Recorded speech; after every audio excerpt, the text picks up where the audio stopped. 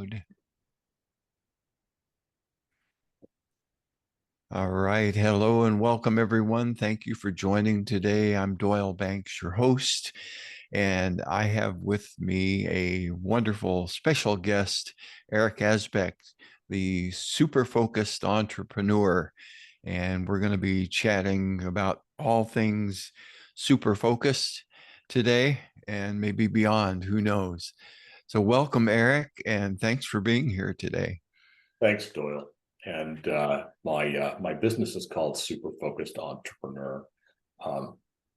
I aspire to that, and every once in a while I get close. Uh-huh. It's a work in progress for everyone. Yeah, that's great. Yeah, yeah. Well, on that note, why don't you tell us a little bit about yourself, how you uh, discovered super focus entrepreneurship, and whatever else you want to tell us here about yourself. Sure. Well, I guess I'll start by saying, when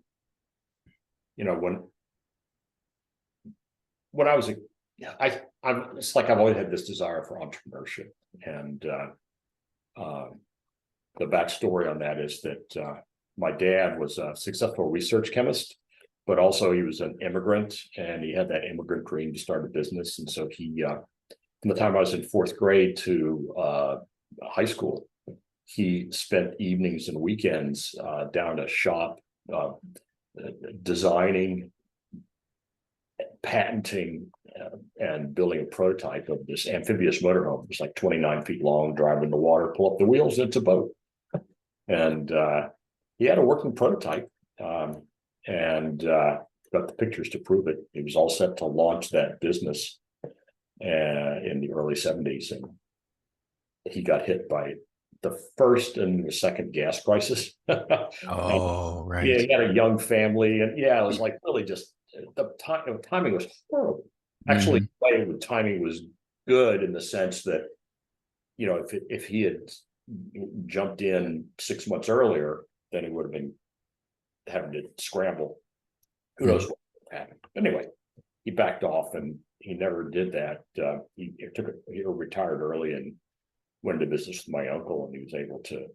He and mom lived comfortably for the rest of their lives, but he's never had that business, and that dream wasn't realized. So anyway, Hmm. that because of that, I've always been interested in that. And when I even though I started in corporations, I found ways to find roles that let me be an entrepreneur, like developing products and services in the company, inside the companies I worked for, and stuff like that. And then one thing led to another, and I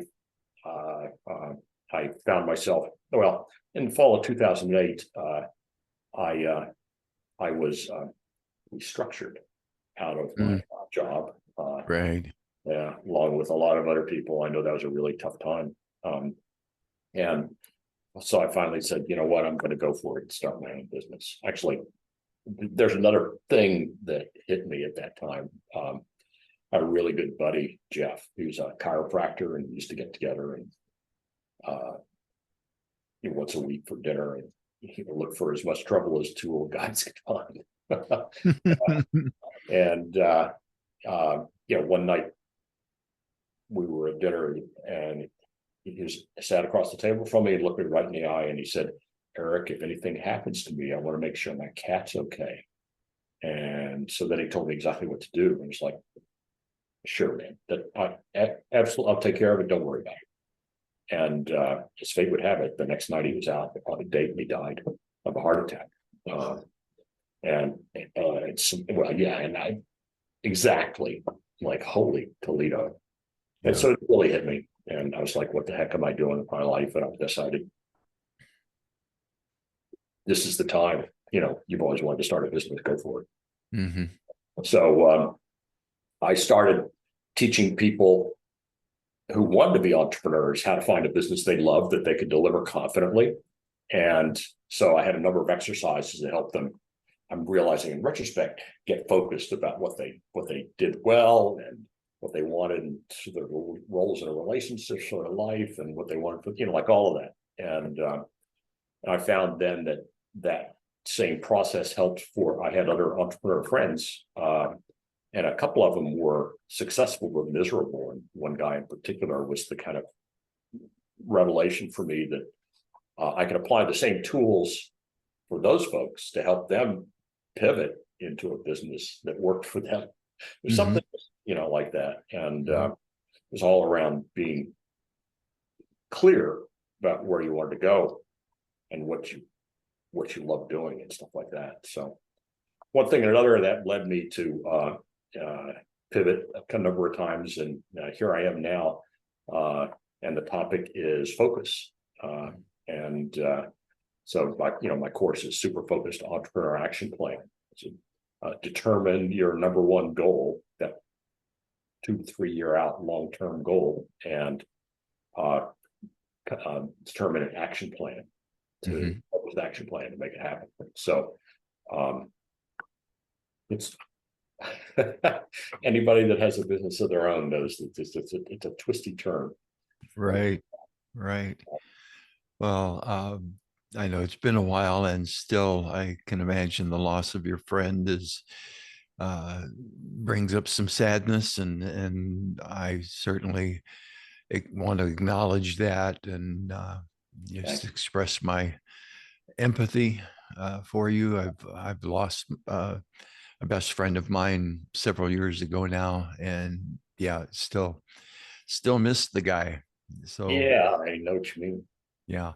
And I'm hearing that for you, that was a real wake up call for you to start focusing your life, focusing on what you wanted and want. And one of the things that has grown out of that is a real passion to help other people get focused. Yes. Well, I'll even say, I mean, it started back, when I was younger, and even though I was, in college and then starting to work, it's like I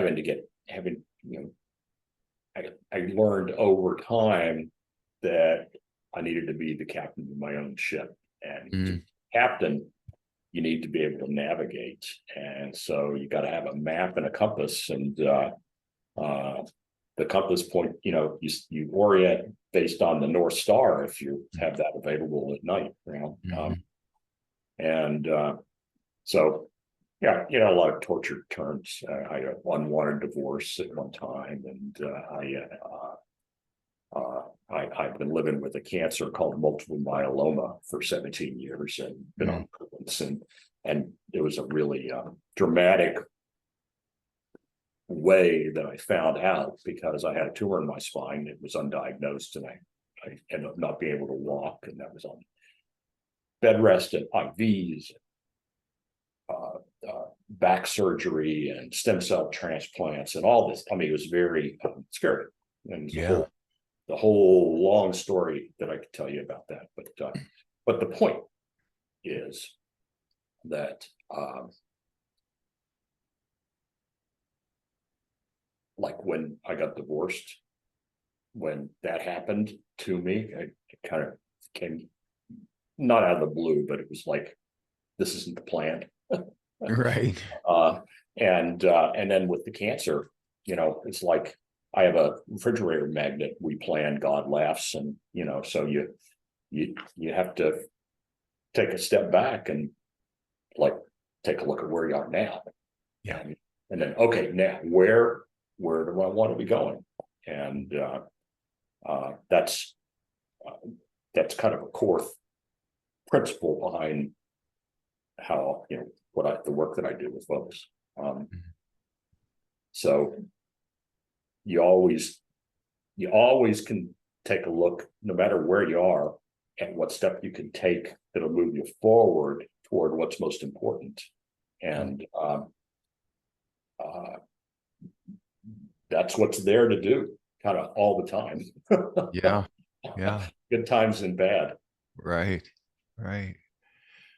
And that holds not just, I teach entrepreneurs, but you can tell from what I'm saying, it's like it goes for life.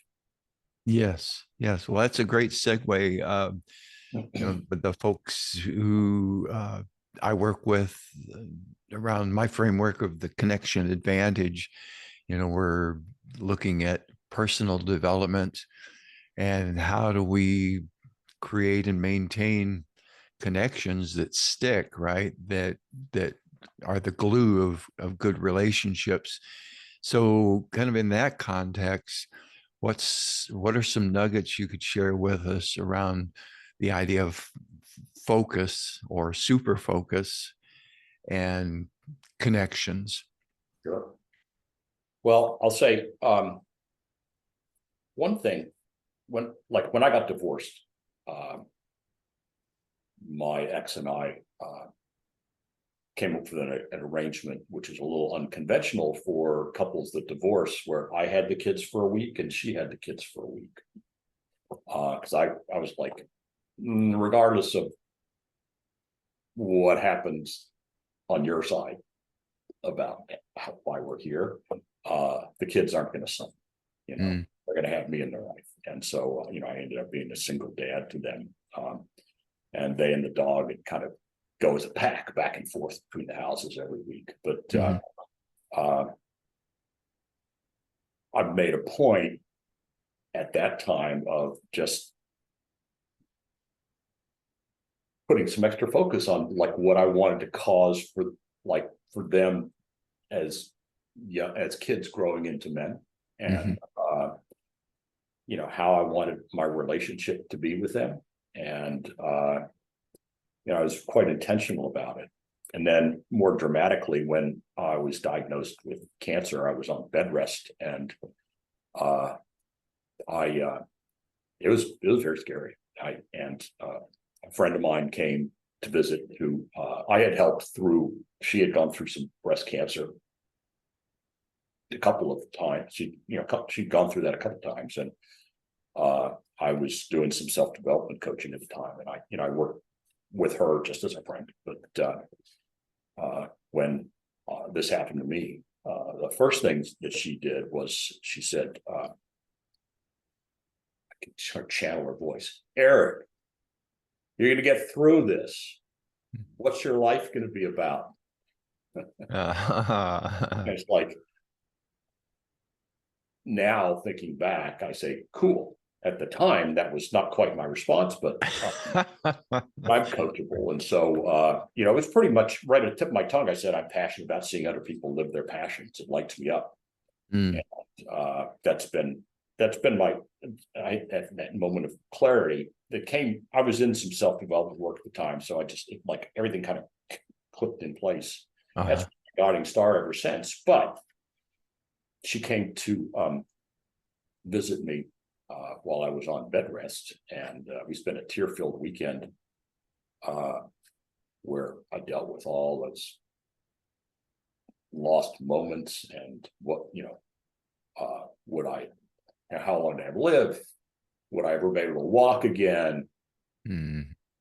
I had all these future moments of never seeing my kids graduate from college and get married and have grandkids, and on and on it went. Would I be able to earn a living?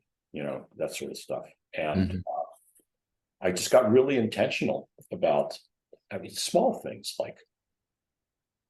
That's when I started making a point every time I was on the phone to anyone in my family to end the call with "I love you."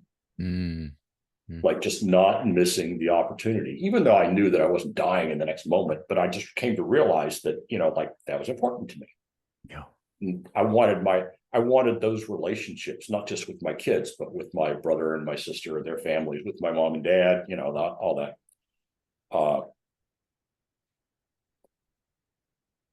So I wanted to create them. So I'm just stepping back for a second, because I'm realizing there's like one of the things that I got from my self-development work. They had a relationships course, and they said there's 3 entities in any relationship. There's you, and there's the relationship. Right. And so one way to approach it is that I can have intentions for what that relationship is going to be, and do things intentionally to cause that to happen. Even more powerfully, you and I could have a conversation and about the future of the relationship and what it's going to be, and what future we want for the relationship to call, because we have the opportunity to be intentional beings in the world. Yeah. And so I could say, well, Doyle, I want to be able to hang out with you, and I want this to go, I want to stay in contact with you, like blah blah blah blah, and I throw out this thing, and then you're like, oh, that's cool, I really like that, but this part, how about this instead? And then I'm like, well, oh, that's cool, but I like some things you added, but how about this? And you just have the opportunity to co-create the future of the relationship. And I haven't done that very often with folks in that kind of an explicit way. It's more like some of the self-development training I was in, you could have a conversation with people in that context, and it didn't sound unnatural. Right. But you can kind of, I mean, if I'm married or dating somebody, or with my kids, I do have some conversations kind of along those lines every once in a while. Also, I certainly on my own have those conversations in my own mind about what I want the future of that relationship to look like. I'm looking for. I love that. One of the things that I actually had entrepreneurs do is look at all the roles and relationships in their life. And so first you could say, just in general, what do you want? Right. But then you could identify all the roles and relationships and say, what do I want for each of those? Yes. And then you can say, great, so what actions can I start taking to cause that? So actually, yeah, that happened. I was just trying to think of the timelines for things. Those sort of meshed. The training, the self-development work that I was doing, and what I was learning with that, and what I was teaching, entrepreneurs. But now, I mean, it's all about being focused. I mean, well, let me step back. You could say I want to be focused, but the question is on what? Yeah. And so by creating that vision of what, by creating that vision about what you want to create for the trajectory of your life and in the world. I mean, so you could start with just like, I'm going to deal with me. And then you could say, I want to deal with those close, that constellation of those close to me, and kind of build it out. But then you can even think more broadly, what do I want to cause in my community? What do I want to cause in that whole circle of conversations that I have with folks? And then you can say, well, what do I want to cause in the world? I mean, sort of, it's your life. Do with it what you will. Yeah.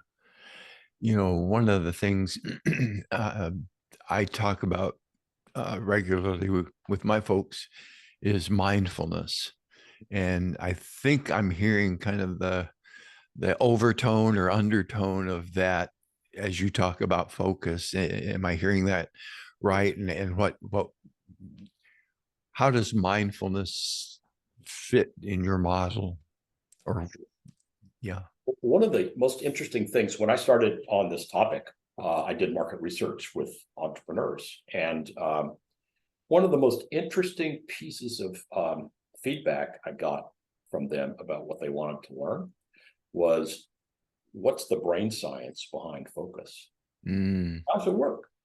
And the more I dug into it, the more intriguing it became. And actually, that's the organizing principle.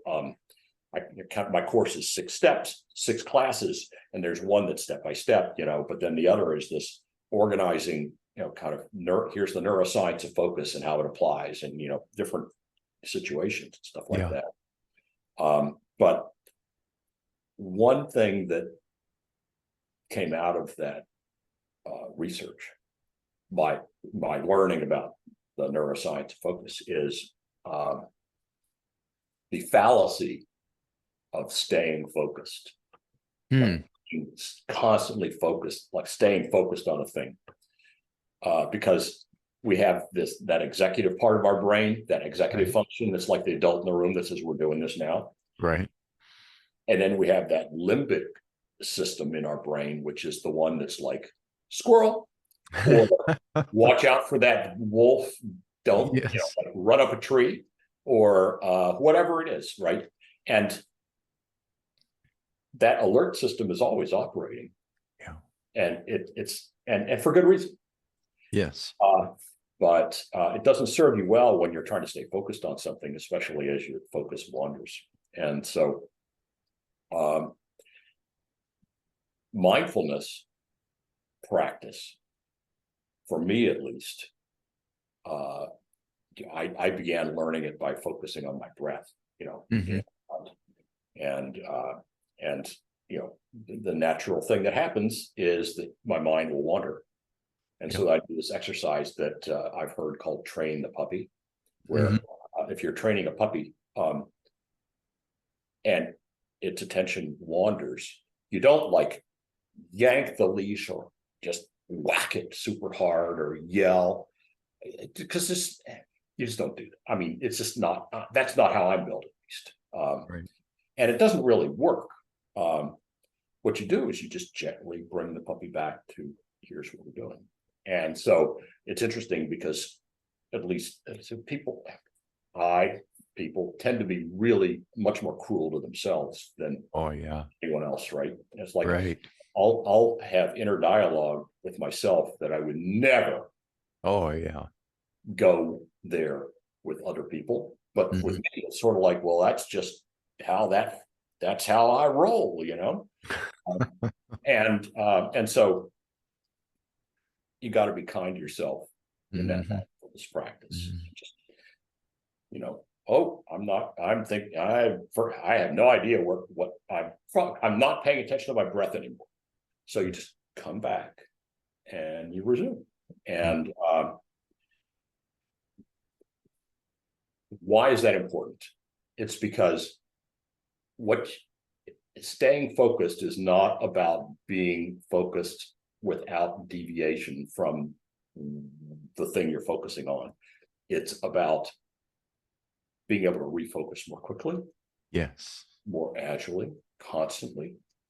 And so then there's a lot of physiology that comes into it. Like I know that my energy cycles, I get up in the morning and I do stuff, and I really don't start business work until 11, because I'll go out for a walk in the sunshine, and I'll get a nice breakfast, and I'll do a little meditation, get myself cleaned up, and like that.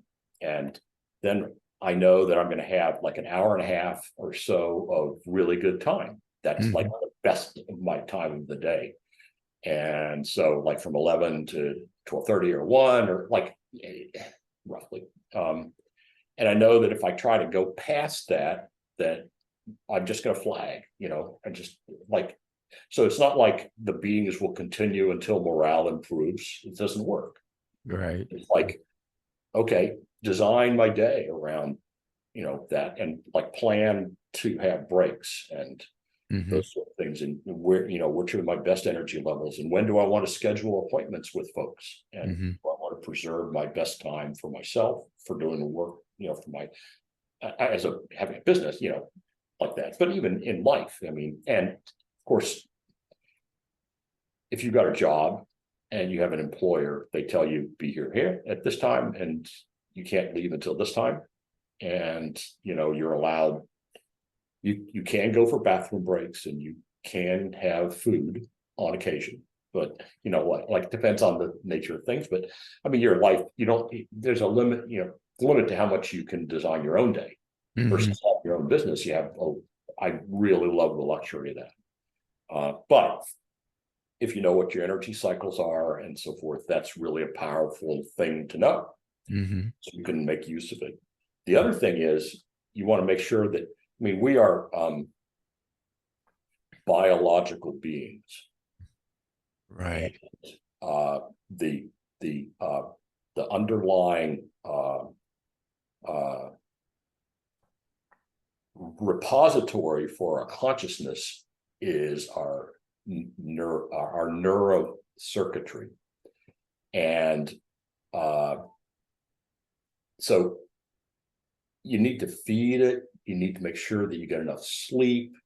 You need exercise. It's like the better you are in terms of being in shape and well rested and all those things, the more effectively that neurocircuitry is going to serve you. So if you want to be focused, don't pretend that you're going to be like the myth of some of these super entrepreneurs or whatever that say, I only need 3 hours of sleep a night. Right. Get good sleep. Eat well. Get exercise. Get some sunlight early in the day. Et cetera. You know, like there's just a list, right? Hydrate. Right. So all that comes into play in terms of mindfulness and focus. So Yeah. there's more to say. Like, Love it. Oh yeah. There's lots more to say, but right. that's the kind of territory. Well, this is so great, Eric. I'm absorbing all of this. Of course, we know a little bit about each other, and I think one of the things we know about each other is we kind of geek out on the neuroscience stuff and all the implications of that. And so this is, I'm like a kid in a candy store right now, or hanging out with one of my childhood buddies playing wiffle ball or something, and just having a blast. One of my projects right now is I'm offering a course for parents in a thing called the Family Education Series right now. And as I've been thinking about our talk today, I've been playing with this idea of parents as entrepreneurs of their families kind of idea. Sure. I don't know if that works, but if I'm wondering if you could play with that a bit and just kind of share, because some of the things you were just sharing about, knowing when our peak energy levels are in the day and whatnot. And my brain, my squirrel brain went to, okay, a single mom, with say 2 kids, both under 8 years old. It's not going to matter much what her peak is, right? So any tidbits you could give for people in those kinds of situations? Sure. Well, we'll talk a little bit about more than this, but I'll say, when you're getting the briefing, the safety briefing on the airplane, and they say, put your air mask on before assisting others. Right.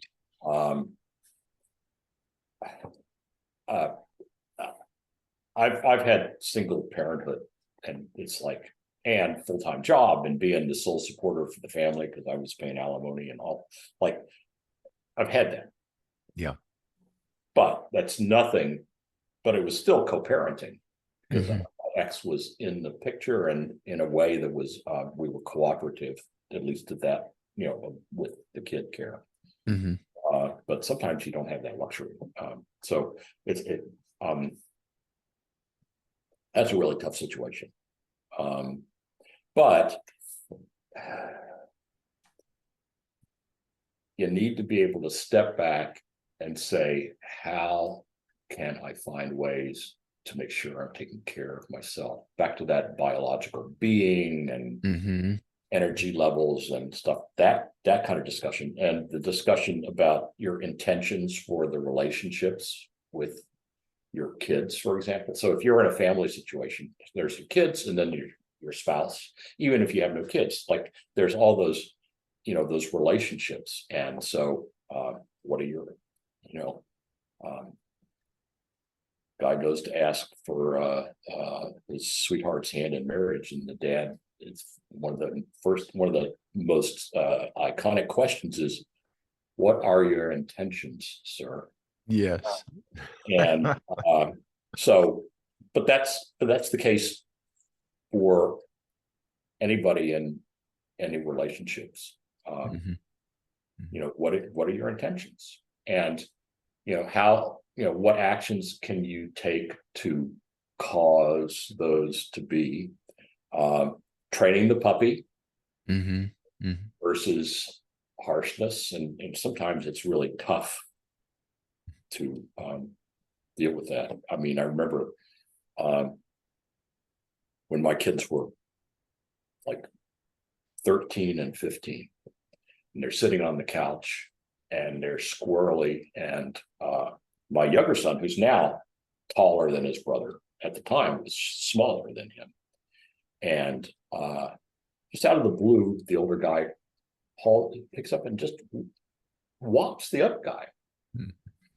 And the little guy gets up and he says, "Excuse my language," he says, "One of these days I'm going to be bigger than you. I'm going to beat the shit out of you." And I'm like, okay, hold on. So first of all, to the older one, cut it out. Right. Like, that's a no pass, right? And I did that in a fairly firm way, like assertively firm. Yes. Yeah. And then to the younger one, I said, "And there will be no shit beating here." Got it? But sometimes you just have, there was some of my intentions with the relationships, and handling those sort of things, and all. It's like sometimes stuff happens, right? And I just tried to breathe and like step back and say, okay, what's my bigger intention here? Being present to my emotions, like, and that's not that as I grew up, that was not a specialty of mine. I would get in my head and like be driven by my emotions and not appreciating what was going on and stuff. But Mm-hmm. over the course of the years, and a lot of really helpful coaching and guidance, and on my part, I'd work on my part. I'm a little better at that. Mm-hmm. But the sooner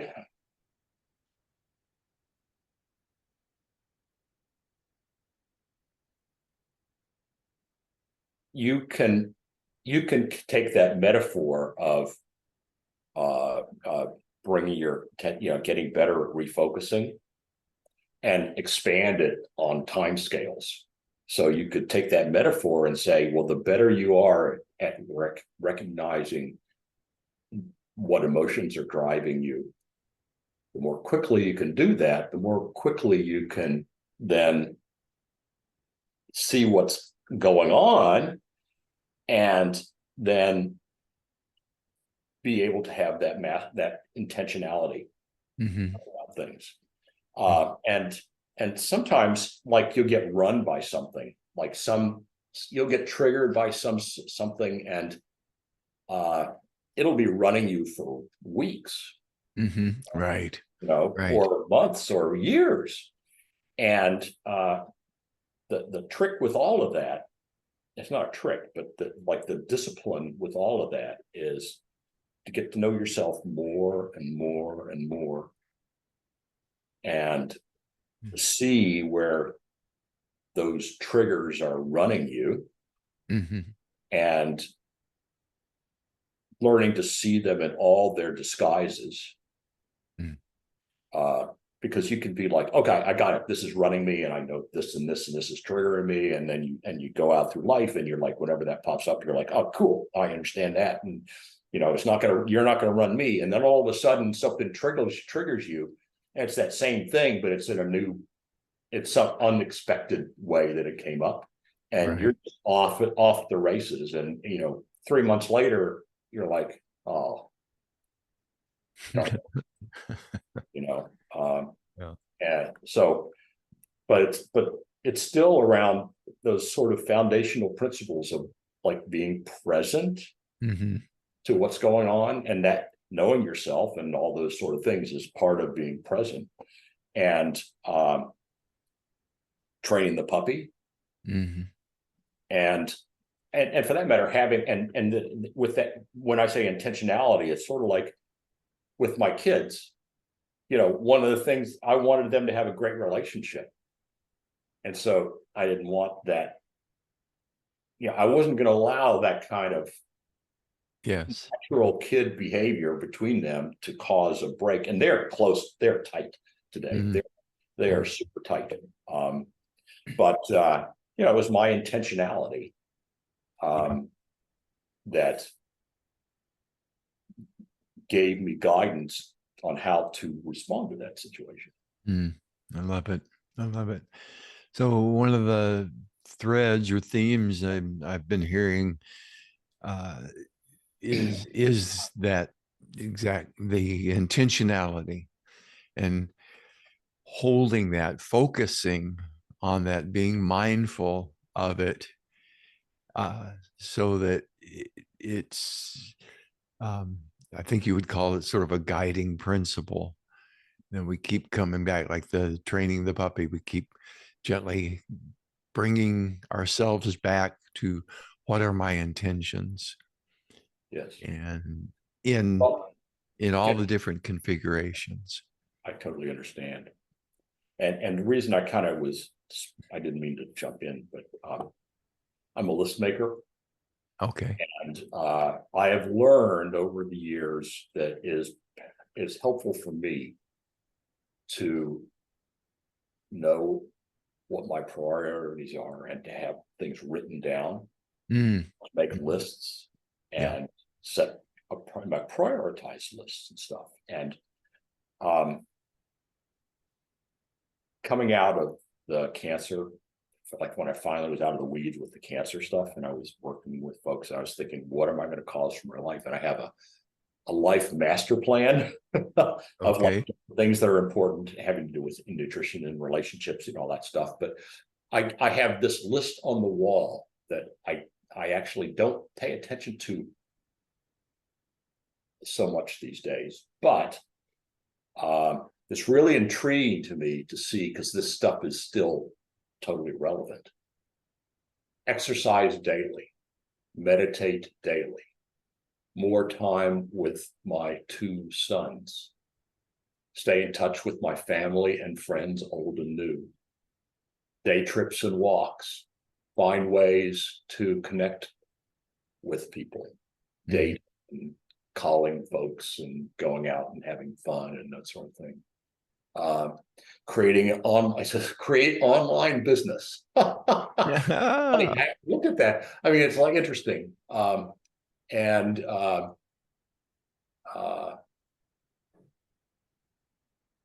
creating creating like what the nature of that business would be, Okay. but which has to do with uh, missions and topics that people are interested in, and helping people to like Yeah. I wrote that probably 15 years ago, No kidding. and it's in this conversation. I haven't looked at it, and I probably haven't paid attention to it in a year and a half or 2 years. Yeah. It's sitting on the wall Uh-huh. as a display. But I guess what's intriguing to me is, I wrote those intentions, and uh, even if I haven't been paying attention, subconsciously Yes. I've been operating toward those things. I mean, Yeah. those are part of my guiding star. Yeah. Yeah. I love that. What that brings, one thing that reminds me of is I think it was Stephen Covey's, um, unconscious competence. Um, so it sounds like for you, you've set those intentions, you've been really clear about them, and you've practice them, from what I've heard in the times that we've talked before, even before today, one of the things, I've picked up listening to you is that you've really employed those things into your life with intentionality and with focus, so that you don't have to read that list every day. It has become part of Eric. Uh, Is that is that accurate? Yeah, and I'll say that in a way, it was kind of a distillation of what was already part of Eric, Ah, I love it. Yeah, and but made explicit. yeah. Like if I run it, if I'm trying to figure something out, I'll find it super helpful to just open a Word doc and start typing, Mm, or put it together, like open a PowerPoint blank sheet and just draw some connecting diagrams, or and like just get it out there and start playing with it, because somehow in it's different being out there hmm. Yes. in I'll call it in writing. Hmm. I Hmm. process it differently than I do in here. Yes. Yes. Yeah. And another thing that I learned that is super valuable from my self-development work is they said there's monologue and dialogue, Hmm. and sometimes that I cannot, like, that monologue is just not, I can't monologue my way out of some thought pattern. So the trick is to call somebody, and you'd be a great person to call. It's like, call Doyle and say, hey, Doyle, I'm just going to put that monologue on play for a few minutes, blah, blah, blah, blah, blah. And I know who you are as somebody that thinks me greater than I sometimes allow myself to think myself. Uh-huh. And so you'll go, well, that's a crock. But no, you're not pulling one, like, just, Yeah. Yeah. so it's like it just gets you out of your, it's like, it's really good to have those what do they call them when you're on a game show and you can call somebody, Oh, yeah. lifelines or something, or I don't know what, Lifeline, right. whatever they call Yeah, I think it. Yeah, that's the term they use. Yeah. save me from myself. Yeah. Yeah. And that's true on the positive too. I think sometimes we, what we're running might be really positive, but there's just, eh, we just don't believe it yet until we hear ourselves say it out loud. And usually for me, and I think I'm hearing this for you, it's usually in the presence of another human being, because there's something about that dynamic, even if they don't say anything particular back to us, just having the presence of another human being. There's something about that suddenly, when I hear myself saying something positive about Doyle, it registers in a way that it didn't 10 minutes before, when it was just bouncing around inside of my head. Well, one of the things, another thing that I learned is you want to put things into reality. Yeah. Yeah. And so what the start of that is, outside of your head, in outside in the world, at a specific place, in a specific time, and like that. It could be that you've written something down, you've spoken an aspiration to someone, uh, but it's not in here anymore. Mm-hmm. And then there's that old kind of quip that you create everything twice, first in Mm. your imagination and then in the world.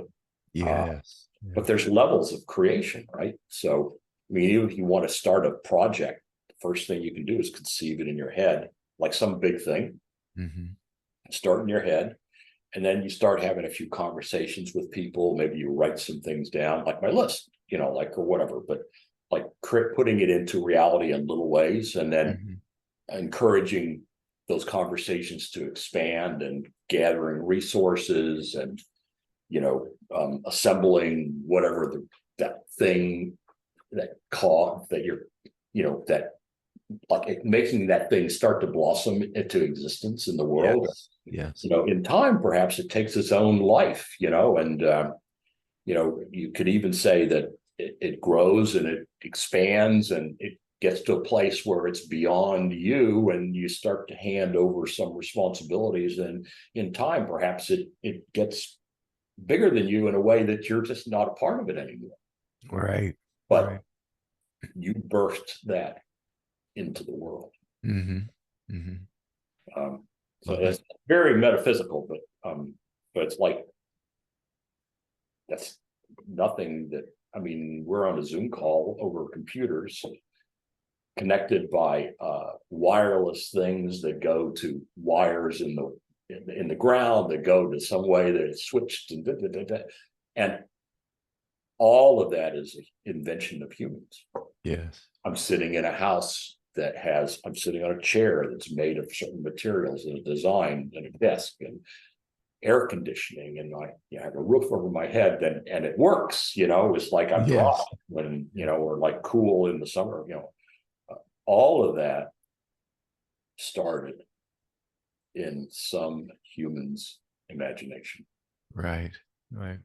I don't know about you, but when I was a kid, I would watch the Dick Tracy cartoon show, and I always wanted one of those wristwatches he had, right? And now we've got Apple Watches and Fitbits and all the things. Yeah. Yeah. Yeah. I track my steps, and I use that display, I'll call it that structure. I take a look at my steps, and it's particularly when I was going through the, living with weekly chemo and all that sort of stuff. Sometimes, like, and I would look at my watch, and I'd be like, 450 steps. Get your butt out of the chair. Yeah. So, and I'm kind of, you might have guessed, or perhaps you're surprised to hear, I'm goal oriented. But I've set targets for myself for steps a day and different things like that. I kind of take it a little, like, I shifted how I eat by getting, because I'm geeky, so I like to do some nutrition research and set, but then, I find recipes that are aligned with that. I wanted to eat more plant-based, not totally vegan, but, like, have some bean meals and different things like that. And it's like, but now it's super simple to go out on the internet and grab a recipe and try it. If you know how to cook, unfortunately I do.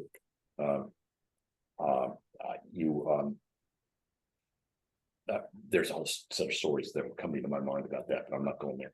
All right. But we can. The idea is that I can try a recipe and see if it works or not, and I have a little app that keeps track of those things, and it's easy to grab a recipe and I try it. And if it's good, then I keep it, and if not, I delete it. Right. But I have a repertoire of recipes. So like when I go to shop, when I go to plan my meals for the week, because I'm busy, so it's like I need to do that kind of thing.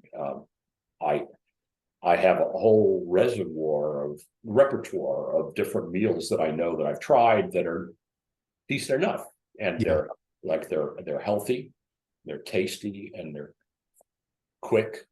That's my criteria, right? Yeah.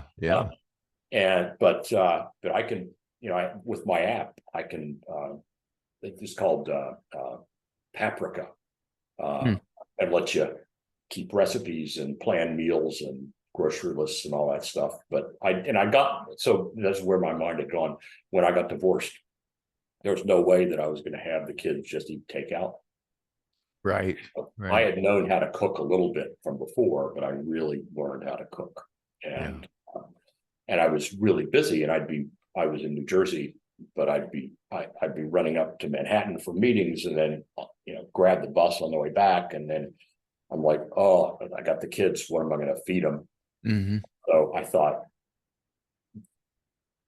it turns out there's an app for that way back 20 years ago. Yeah. So I got an app and started putting recipes in, so that when I showed up at the grocery store, I could go, okay, well, I can make that. And here's the ingredients. I can buy that, and I make sure that we eat tonight, Yeah. whatever. And that's why I had to fast too. Mm-hmm. But over time, it's become more, sophisticated, and Sure. but it, yeah, I like to cook, and I eat well. My sons are like that. My older son is engaged, and his fiance is she is a music teacher for Mm. junior and high school kids, and so she's totally busy. Yeah. Uh, and he's got a job that gives him a little more freedom. But it turns out he's the one that knows how to cook. Uh-huh. So he's like, "Hey, I taught my sons how to cook, and he's like, oh, I'm making salmon tonight, and if you get this miso sauce, and if I sous vide pork loins, take the juice and mix it with this miso sauce." You get the idea. But I it love warms it. my heart, because it's Yeah. like my kids know what they want, and they know how to go out to get, to have that happen in the world. And Yeah. what's better than that, right? Well, we're getting about time to wrap up, and I love that you shared that, because it brings it down to real life, and shows just such a great example how intentionality, mindfulness, focus, all these things that you've mentioned and that you teach. And I'll add one more word: purposefulness. Purposefulness. Thank you. Yeah. How they matter, and they have an impact either way, whether, if we are using them in positive ways, or if we're walking around kind of half unconscious, right? There are results, or cause and effect, right? And so I'm just really appreciating your wisdom, your life learnings. I'm appreciating the stories you've shared about how you came about these learnings, and your passion for helping people find their passion and bring it into reality, make it happen outside of their heads in the real world. Yeah. Yeah. Yeah. Well, thank you so much, Eric, for your time, for sharing all this wonderful wisdom.